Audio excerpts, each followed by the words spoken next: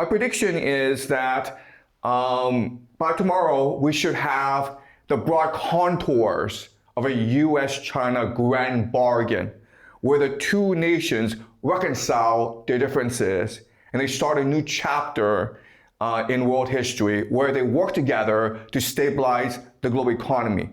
So what I want to do today is discuss how we got here, why a grand bargain will happen, and what this grand bargain will look like. Okay? All right.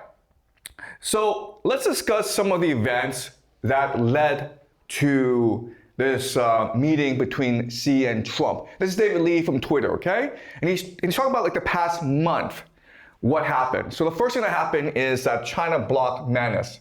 Manus is an AI company that Mark Zuckerberg tried to buy. And Manus was incubated in China. And if you're an AI company, you become very successful, you want to go to the United States because that's where all the money is, that's where all the talent is. That's how you become really, really big. But because it was incubated in China, China decided, no, you can't go to the United States because this would set a bad precedent. China is trying to grow its own talent. So this shows the AI war being fought between China and the United States. Okay, so that's one thing that happened.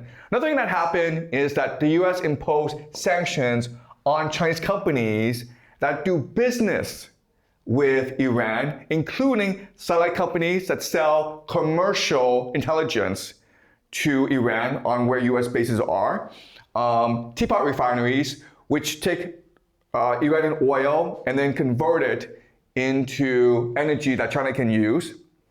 Okay? And in response, China said, no, you cannot impose sanctions on us. If you impose sanctions on us, and if people comply with these sanctions, then we, the Chinese government, will sanction these people as well. Okay, and this is something called the blocking order.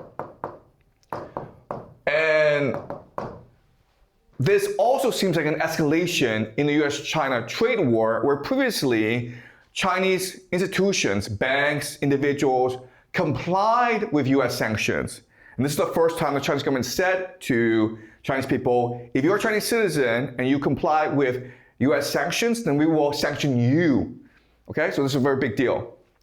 NVIDIA was not able to sell chips into China. And this is going to affect NVIDIA's bottom line. Okay, NVIDIA is right now the world's most valuable company, primarily because AI depends on their chips.